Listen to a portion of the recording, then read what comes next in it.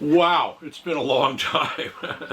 I have come up with a really bad habit of kind of slapping the strings, which just gives it a terrible, terrible tone and quality.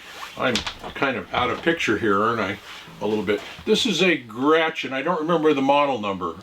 It's a 200, a jet, Gretsch jet bass, single pickup, and it's said to have had, I've not measured it, let's measure it real quick. See if it compares to what they claim it does. Roughly. Oh, and it does. Actually, probably a hair shorter than what they claim. On the specs, it claims it's a 30.3-inch scale length. And of course, that's a weird scale length, but it's because they're made in Indonesia and they're using the metric system. So it's set to some standard metric thing, and it just happens to come out to 30.3. Measuring it here, it comes out to 29 point, probably 29.8, somewhere in there, 29 and almost 30. I'm playing it through a Mighty, I'm going to try and show you this baby, a Mighty Vox Pathfinder bass amp, and it's a little practice amp with, I think it's got like two 6-inch speakers or something like that. It's an open back. I would spend just a pinch more money and get something a little better other than the Vox.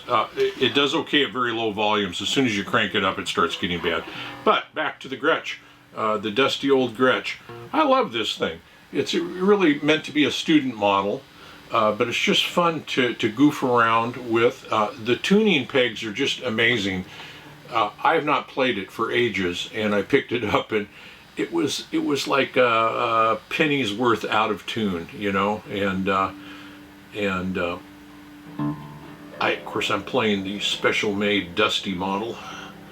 Anyway, it's kind of a Les Paul shaped jet, and it's just the coolest darn thing. The tuning pegs are incredibly stable. It's got a bolt-on neck. I don't know that they make this one anymore. This is a single pickup one. It was $199 new. They now have one out that's a 2 pickup variation, which would probably be quite a bit better, a lot more options to mess with. And it's $299. You have to be very careful when you're shopping at the big box store used section, because they had one of these with the single pickup used in fair condition, not very good condition, just fair. When it says fair condition on some of those sites, be very careful what that might mean. And they wanted $249 for a single pickup one in fair condition, and of course they went for $199 new. I don't think the value's gone up on the single pickup ones. So, and look at that, I've not taken the plastic off the back. I had to replace the nut on this one years and years and years ago. We dropped it, cracked the nut, and I ended up getting a much better nut. Man, it was like $40 to replace the nuts. It was cheap, and actually a better nut than what came on it. So I think the original one was black. So yeah. Anyway, I'll show you the headstock here if I can. It's just foreign sight. I love this thing. This thing, I've got a few basses. This is said to have a 12-inch radius on the new 2 pickup models, and I think they're the same. You know, it's interesting that I don't hear bass players talk about neck radius like I do guitar, like I hear guitar players. Kind of makes sense. Doesn't matter. I have a Fender Mustang, which is also right about a 30-inch. I would never have guessed that. I would have said this is a much smaller scale length, smaller everything, because it's just all right here, you know, and I love that.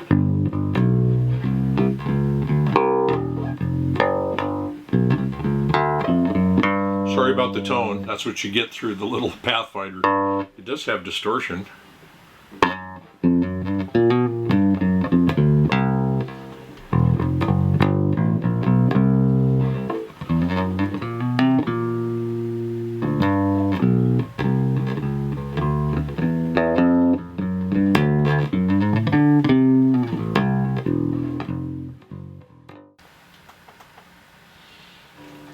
Thanks for watching.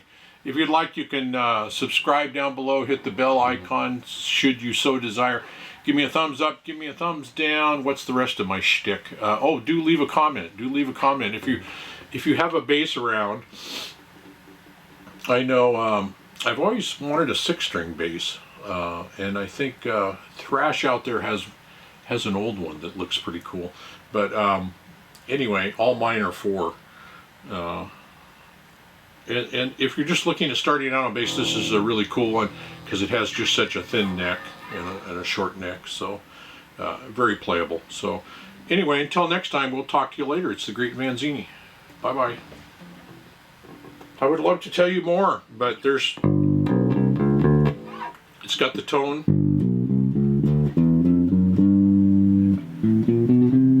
It's interesting that with that tone turned all the way down, on guitars things get really muddy really quick, and so you have to, you know, pump them up power wise a little bit and then EQ them back to something normal when you crank that tone all the way off.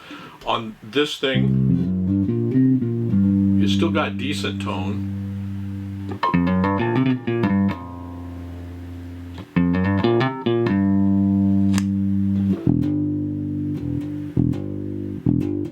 Hit that low E and that makes that Pathfinder.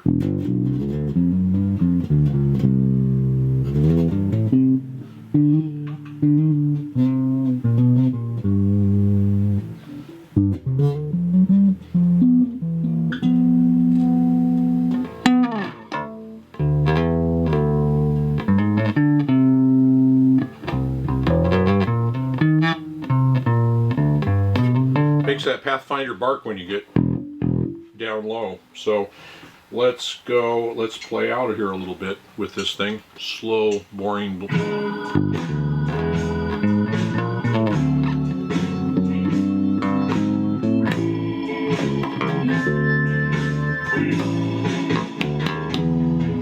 There's that slapping.